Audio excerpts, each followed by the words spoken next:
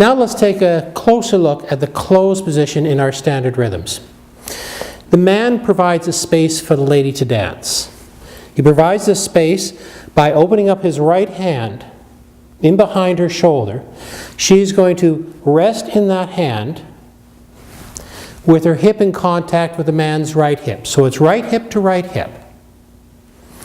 The man is going to provide a platform for the lady with his lead hand for her to place her lead hand.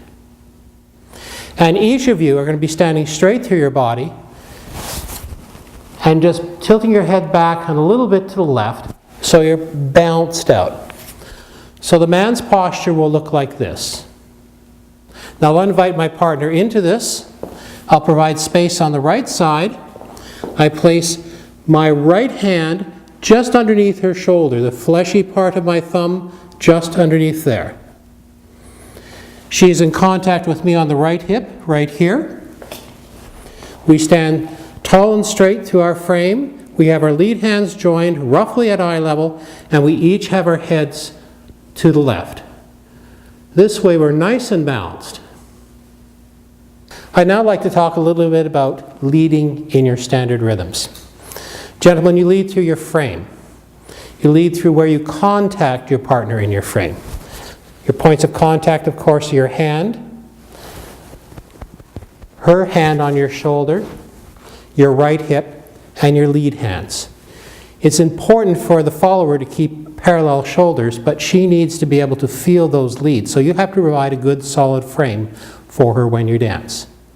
So keep your arms up, keep your posture high, keep your head to the left, and remember, at all times, keep that frame. Now let's look at following in the standard rhythms. The leads for the man are built into the figure.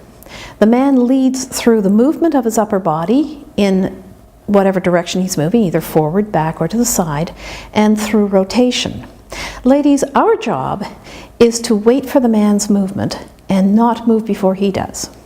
And when he does move, to maintain our shoulders in a parallel position to his, so that as he turns or moves, we stay parallel with him. By doing so, we will be in the right position for the following step. So let's look at an example of this.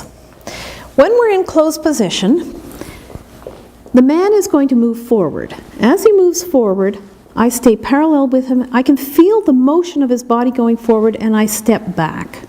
He may then step back, and I can feel that as well. He moves to the side, and I can feel that. So this is a good little exercise to do.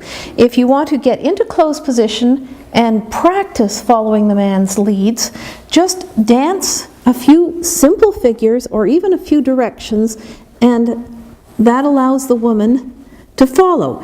Don't let her know where you're going, gentlemen, and she will learn to follow. Ladies, if you're having a little difficulty isolating what's going on in the dance, one of the things that sometimes helps is closing your eyes. That allows you to focus only on the man's movement.